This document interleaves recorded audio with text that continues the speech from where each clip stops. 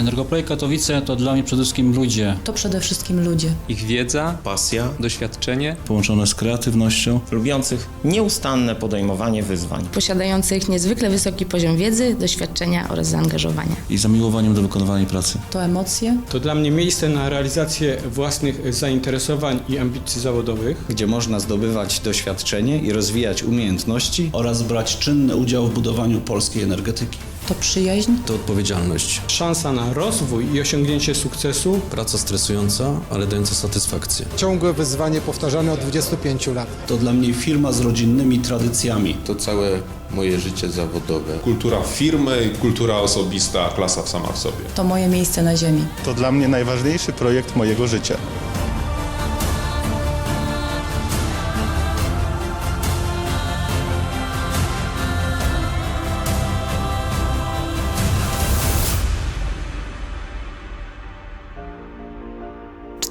Lipca 1949 roku zarządzeniem ministra górnictwa i energetyki zostało powołane Biuro Projektów Energetycznych Energoprojekt jako ekspozytura warszawskiej centrali. Zarządzenie weszło w życie 23 sierpnia 1949 roku i ta data stanowi formalny początek działania Energoprojektu.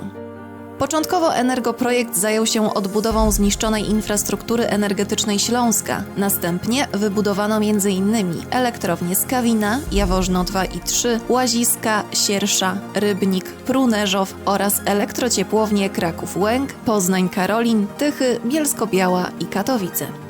Podglądam w internecie, jak jest realizowany blok 910 MW w elektrowni Jaworzno. Z Markiem Rapsztynem pracowaliśmy kilka lat, aż udało nam się ten blok wmontować w istniejącą infrastrukturę elektrowni. Teraz, jak widzę, że jest realizacja zgodnie z naszą ostatnią wersją, no to odczuwam satysfakcję. Budowane elektrownie pod klucz były dla inżynierów Energoprojektu nie lada wyzwaniem oraz satysfakcją. Budowę w Pruneżów w dawnej Czechosłowacji wspomina się do dziś. Byłem odpowiedzialny za część projektowania w obszarze pomiarów i automatyki. Było dla mnie o tyle, powiedzmy, znamienne i dające satysfakcję, że w okresie powojennym energetykę polską odbudowali Czesi, a po tych 20 czy 30 latach nowe elektrownie Polacy budowali Czechom.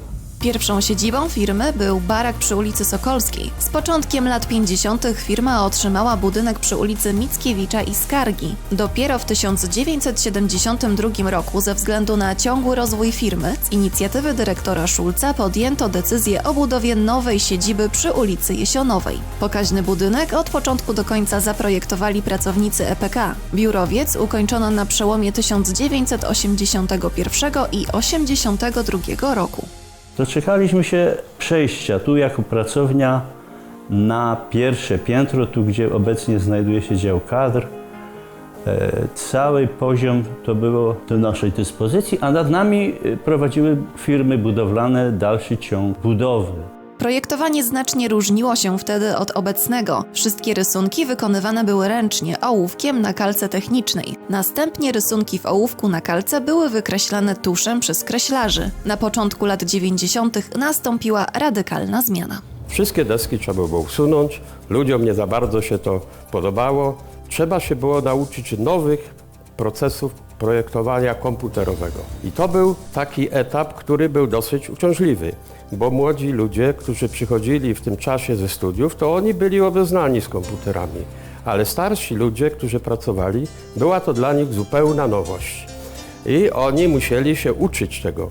Był okres taki, że wysyłaliśmy grupami po 3, po 4 osoby na szkolenia, które te szkolenia pozwoliły potem projektować komputerowo. W zasadzie zmieniło się wszystko. Zmieniły się narzędzia pracy, zmieniały się władze naszego biura, naszej spółki, zmieniały się systemy polityczne. Rok 69 to powiedzmy jakiś tam siermiężny socjalizm, lata ostatnio to jest powiedzmy budowanie przez nas w kraju i tu w biurze powiedzmy kapitalizmu. Jak patrzę teraz z perspektywy lat, to najważniejsze zawsze w tych zmieniających się układach, zmieniających się narzędziach pracy pracy, zmieniających się tematach, to zawsze najważniejsi tutaj byli ludzie.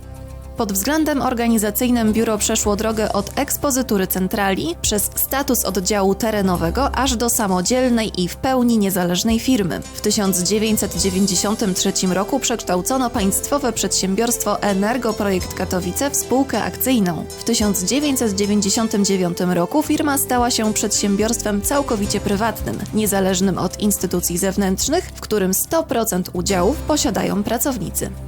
Pojawiłem się w Energoprojekcie od samego początku mojej kariery zawodowej. Dzięki temu, że w tych czasach, kiedy kończyłem studia, był obowiązek pracy, przymus i dzięki znajomym trafiłem tutaj. W roku 90, kiedy zaczęły być zmiany, udało mi się zdecydować na start w konkursie na dyrektora i potem udało mi się pokierować firmą i utrzymać ją na, że tak powiem, wysokim, właściwie nawet najwyższym poziomie w Polsce. W biurze istniała maszynopisownia, gdzie panie przepisywały specyfikacje i opisy techniczne. To było przed świętami. W specyfikacji po prostu były wyspecyfikowane skrzynki zaciskowe. Panie przy sprawdzaniu okazało się, skrzynki zamieniły na szynki i całą specyfikację trzeba było wtedy poprawiać i od nowa po prostu pisać. Biuro stopniowo zmieniało swój profil. Zaczynano od projektowania, a następnie poszerzono zakres działalności o prace badawcze, usługi typowo inżynierskie, prace konsultingowe, generalną realizację inwestycji i inżynierię finansową. W 70-letnim okresie działalności wykonano kilkadziesiąt tysięcy projektów dla różnych sektorów gospodarki, w tym przede wszystkim dla energetyki, gromadząc doświadczenie w kompleksowej obsłudze inwestycji w zakresie projektowania, doradztwa, ekspertyz i analiz technicznych, nadzoru budowlanego oraz generalnego wykonawstwa. Dla mnie największym takim i pamiętanym zdarzeniem to był pożar turbiny w elektrowni Kozienice, blok 500 MW produkcji, wówczas to się mówiło radzieckiej. Zostaliśmy wyznaczeni na takich pomocników sądowych, powiedzmy rzeczoznawców, którzy mieli ocenić przyczyny pożaru, jego skutki. Energoprojekt Katowice to przede wszystkim wykwalifikowana i profesjonalna kadra, sumiennie pracująca na rzecz firmy. Przyjazna atmosfera od progu zachęca do nawiązywania współpracy z EPK i budowania trwałych relacji opartych na szacunku i uczciwości. Energoprojekt to przede wszystkim ludzie. Niektórych podziwiałem, szanowałem, a z wieloma z nich zaprzyjaźniłem się i jesteśmy z wieloma do dziś przyjaciółmi. Zresztą z jedną osobą z Energoprojektu związałem się na ponad 50 lat.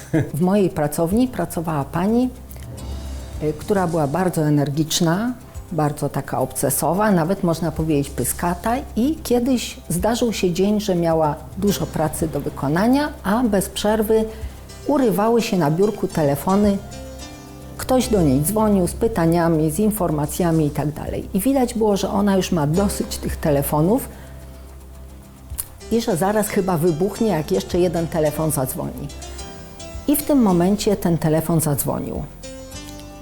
Złapała za słuchawkę i zapytała, kto znowu? Dyrektor, usłyszała. Akurat terefere tratatata.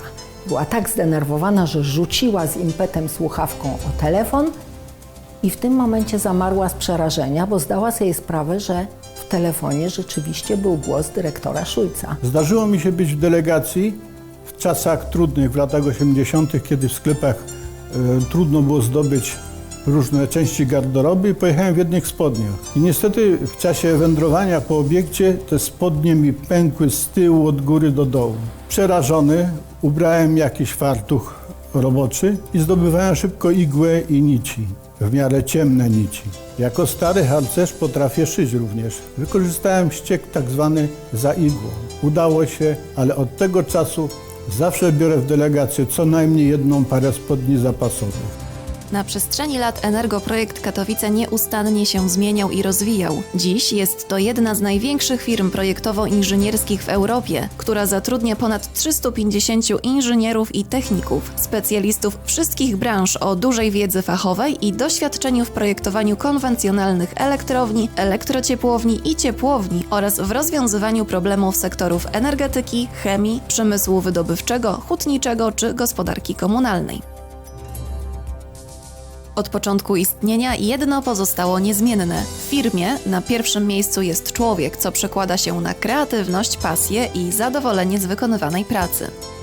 Energoprojekt Katowice w swojej działalności kieruje się strategią społecznej odpowiedzialności biznesu, angażując się w wybrane akcje charytatywne i sponsoringowe. Od 17 lat firma ma pod swoją opieką placówkę opiekuńczo-wychowawczą. Jest mecenasem katowickich teatrów, wspiera fundacje charytatywne i sportowców, czy współpracuje ze śląskimi szkołami technicznymi. Od lat obejmuje patronatem Krajowy Konkurs Energetyczny, wspiera działalność kół naukowych działających przy Politechnice Śląskiej, angażuje się w Śląską Noc Naukowców oraz Industriadę. Działania te uzupełniają współpracę z uczelniami wyższymi i technicznymi szkołami średnimi.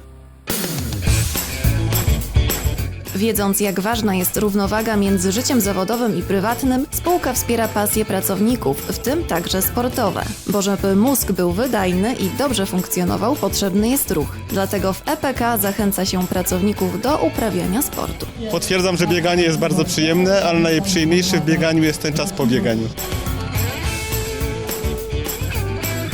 Rekord życiowy dzisiaj, więc jestem przezadowolony, że odpowiednio reprezentowałem barwy naszej firmy. Zrobiłam życiówkę. Super, bardzo się cieszę. Jesteśmy w bardzo mocnym składzie, biegnie nas 20 osób w 4 drużynach. Mamy bardzo ciekawe nazwy: Rychło w czas, Pitło z luftem, Gryfny Sztrom i Wartki Cuk.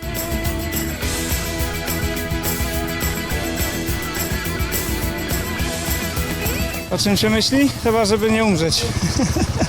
Traktuję to jako przygodę raczej, a nie ciężką pracę, więc to ma być przyjemność, a nie jakiś tam wysiłek, który mnie gdzieś tam zniszczy i potem padnę na mecie.